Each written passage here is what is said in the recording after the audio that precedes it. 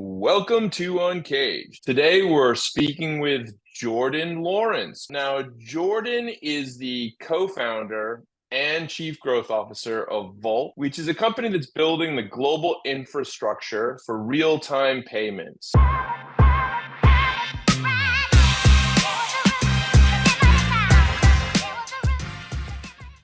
We'll go into more detail about Vault and really, I'd say the very dynamic and competitive space of real-time payments and really where Vault plays and how they differentiate themselves. But before we get there, Jordan, tell us a little bit about you and your career. Yeah, thanks, Van. So, as Van says, Jordan Lawrence, Chief Growth Officer here at Vault. I guess I've been in the payment space for around 15 years. I had another business called PCN, which was the Payments and Cards Network, which I started back in 2008, which is actually a kind of fintech consulting business. It had a staffing and recruitment arm attached to it. It was a media business, only focused on the fintech space. We were in kind of the US, Singapore, Berlin, Amsterdam. We were doing our work all over the world. As I say, had that business for 15 years. Managed to exit that company at the beginning of this year to focus fully on Vault, and got involved with Vault right at the beginning with the other two co-founders about 4 years ago when I was living in Amsterdam to focus on real-time payments all over the world. So there's been a lot of discussion in tech circles about real-time payments. Tell me more about this idea that you're building the network of networks here and where you guys are going with Vault. Yeah, so initially PSD2 came around in Europe, open banking, as most people know it. And there was a problem in the fact that there was no one integration point where, let's say, payment service providers, merchants, integration companies could plug into and have direct access to the world of open banking in Europe as it was. So companies had to plug into France, into Germany, into the Netherlands, into Scandinavia, different providers for each country. So what we did, we said, okay, let's solve this problem and let's plug in all those providers into a single point of integration so everyone can plug into us and have that coverage, right? Whilst we were doing that and building that kind of coverage orchestration network, we realized this was a global problem. And at the same time, around 70 countries around the world started making their own version of open banking, account-to-account real-time payments. So we started plugging those in as well. We very quickly solved the problems across Europe for open banking, a single point of integration to cover Europe. And then we went into Brazil. We have an office in Sao Paulo, which connected Pix down there, which is their account-to-account payment method. We've just gone into Australia with NPP, which is their account-to-account payment method. And we're going into India next year, 5 other countries in Southeast Asia, 4 other countries in LATAM, and of course, the US when good old FedNow, RTP, or ACH decides which one is going to win. Wow. I mean, that's great. So, I mean, I would probably call this a bit of like a middleware somehow, where you're kind of connecting the two pieces. I was involved in creating something like that years and years ago for text messaging, actually. Believe it or not, this may shock you, Jordan, that there was a time where you couldn't text message across carrier. So if you were Vodafone, your friends better be Vodafone.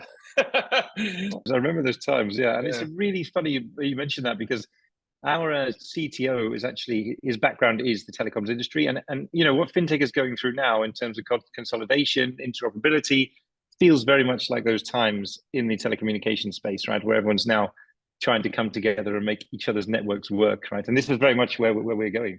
Yeah, it sounds great, and it sounds something that we really need. Now, I mean, I imagine that there are other players pushing in the same direction as Vault.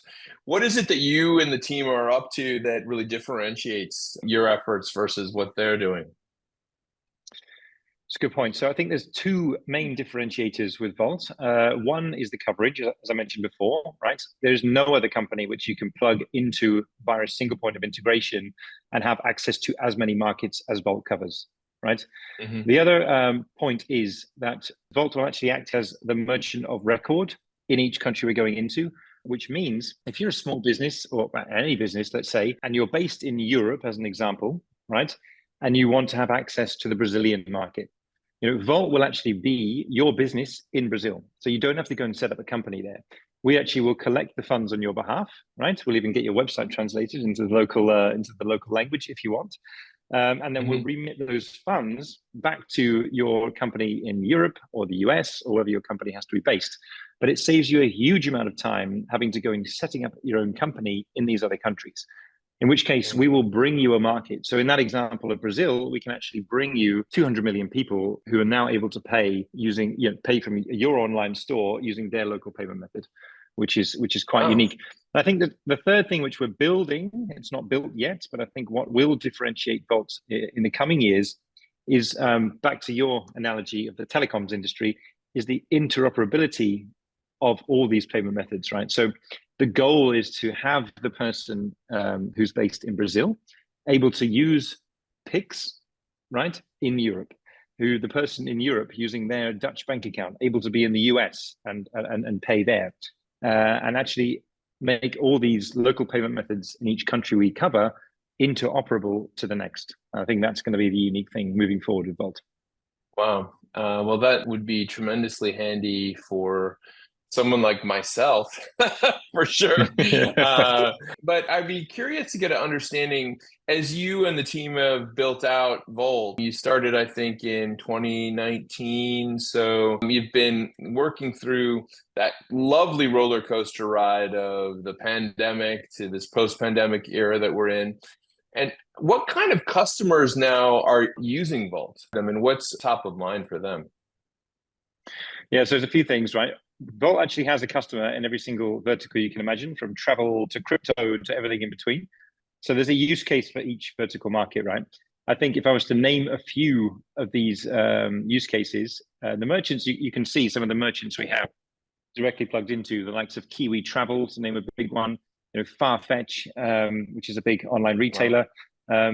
DHL, we handle a lot of WorldPay's merchants. You can see it in the press. WorldPay, the largest credit card acquirer in the world. We're doing their global account-to-account payments for those guys. So there's a use case for every single vertical. If I was to give you an example of retail, why instant payments, account-to-account payments, real-time payments is so useful is because, let's say, online shopping has become so easy to do. A lot of customers will buy, let's say, 10 items, 10 pairs of shoes, whatever, try them all on, keep one, send nine back, right? But they want their money back in their bank account from a refund perspective before they wear their Right. new pair of shoes. So it attracts loyalty from customers like that, let's say, who want transparency of when they're going to get their money back if they want a refund. And Hmm. in turn, the smaller merchant, the smaller retailer, suddenly gets their money instantly as well. So operating cash flow has increased a great deal. And if you look at that Yeah. for an example of Brazil again with Pix, Brazil specifically, and this is why account-to-account payments are so groundbreaking. In Brazil, it used to be that the small merchant had to wait 30 days to get their money from the credit card schemes. So if a consumer bought something on a credit card, that merchant they bought it from would wait 30 days to get their money. Now they wait 2 seconds and they have their money in their account. Right? So it's Yeah. super transformative. So there's benefits to the consumer, benefits to the merchant. If you look at the travel industry, where there is very, very small margins they're working with. Travel merchants are working with tiny margins, as everybody knows. The costs are way less to the merchant because they don't have to pay card schemes anymore. It's directly account-to-account payments. And they can pass on some of those savings back to the consumer in the form of seat upgrades, vouchers, loyalty points, whatever they want to do. So there's a lot of benefits both ways. If you look at what was a huge success in 2021, maybe it's dipped down a bit now, but of course it will come back, is the crypto space, right? You have a crypto enthusiast who wants to buy the latest coin, okay? In Europe, there is a €1 million transaction limit on an open banking payment, and that payment occurs within 30 seconds. So if suddenly somebody wants to buy the latest coin, they want to go all in, they can put all their money in their crypto exchange really quickly and take advantage of the coin price. So there is use cases right across the board, as I say, and I think the adoption of open banking payments in Europe is really showing that. The adoption of account-to-account payments around the world is showing that as well. It's going very well. It's really interesting because I was listening, and in the world that we're in right now, where I don't think we have a full handle on inflation right now, borrowing is expensive. things like cash flow become really, really Yeah, critical for all businesses, but certainly for small to medium-sized businesses. And so I can only hope that real-time payments gets adopted by larger B2B partners for sure, as they always seem to want to delay payments as much as absolutely. Yeah, possible.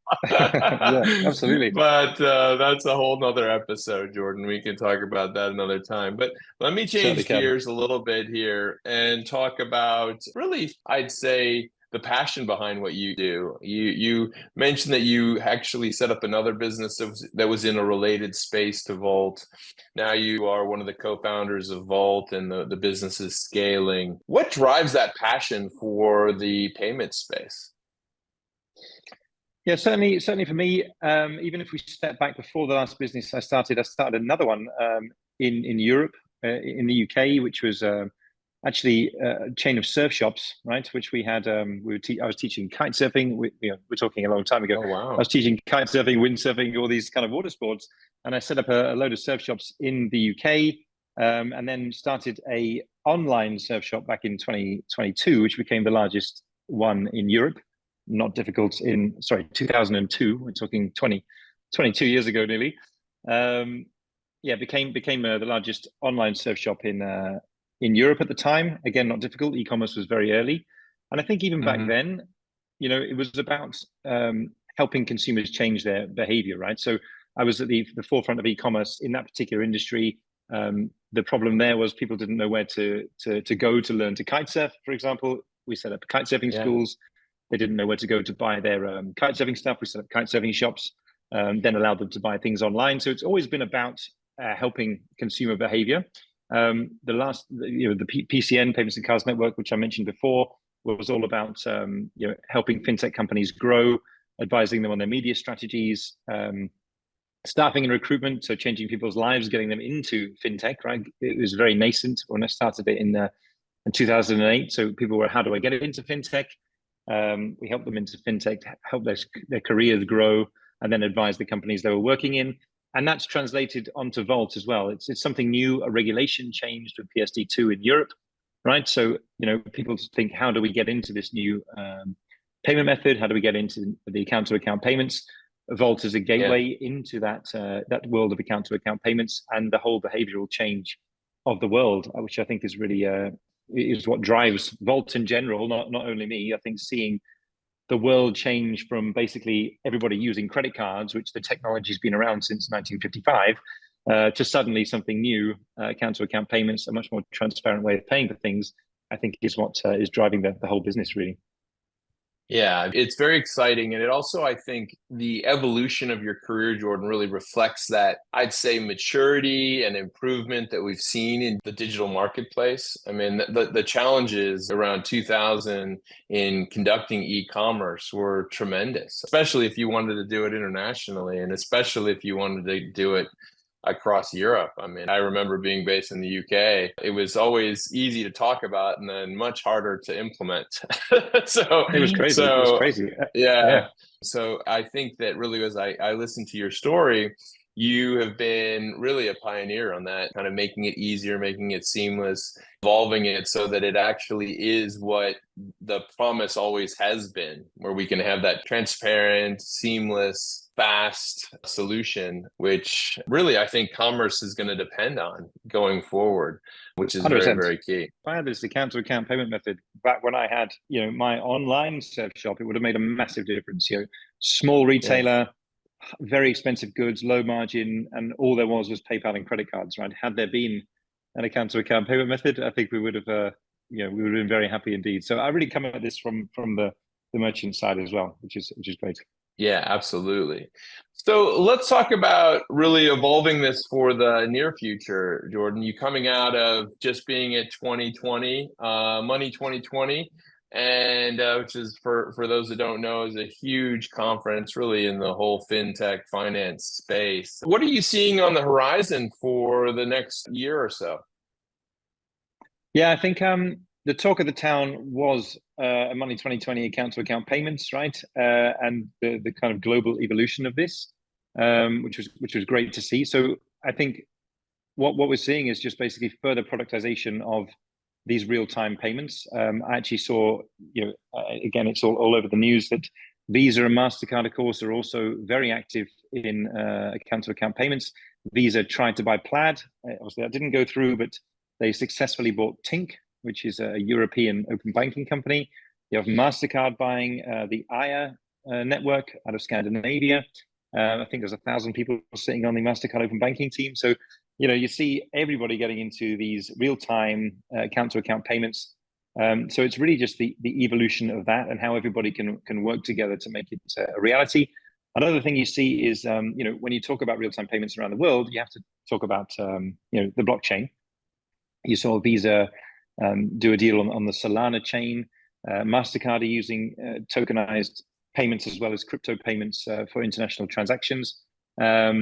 So you're seeing a lot of that, right? So suddenly the whole, let's say, CBDC crypto blockchain world is coming together with the fiat world to try to make that interoperable FX payment be a lot more cost effective and faster. And I think those are the biggest innovations I saw coming out of Money 2020. And in fact, the resurgence of crypto-based currencies, right? Which kind of took a bit of the crypto winter happened. So yeah, it's good to see it all coming back again.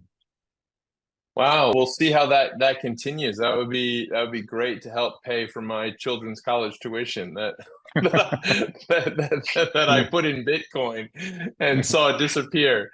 But well, look, Bitcoin up 100% this year, right? It's gone up 108% no, I think this year. Yeah. It's very, very positive. And I think for listeners out there, it's a really great point that Jordan's making, because the way that a lot of those topics get covered in the tech media, where you have kind of crypto and blockchain and really all of these other elements that we're referring to today, they get dealt with kind of as one-offs or one element. And in reality, kind of what we're seeing now is probably what a lot of the folks that have been baking in this space for a while have seen all along. These are all ingredients to a much more evolved system that we're really shifting to. And so I think that's really kind of fascinating to see that come to fruition. And when the big boys start to get involved, the Visas and the MasterCards are getting involved, you know that it's time to get serious about this. So Jordan, it sounds like you and the Vault team are well positioned to move forward for the future. If someone wanted to learn more about what you and the team are up to, where's the best place to reach you? I mean, check out the website, vault.io. But yeah, feel free to drop me an email, Jordan, Jordan, at vault.io. Yeah, no problem. Happy to answer any questions, any follow-ups that anybody has. I can talk about Vault all day. Excellent. Well, Jordan, thank you so much for being on the Uncaged show. We've been speaking with Jordan Lawrence. He is the co-founder and chief growth officer of Vault. We've been talking about his business that is involved in real-time payments everywhere. They are a network of networks that ties the world's next generation account payment systems together, enabling merchants across the globe to process real-time payments to and from their customers seamlessly at lightning speed. So clearly we're moving forward in a brave new world here, and Vault is one of the companies that's taking us there. Jordan, thank you again, and we look forward to having you back. Thanks, Ben.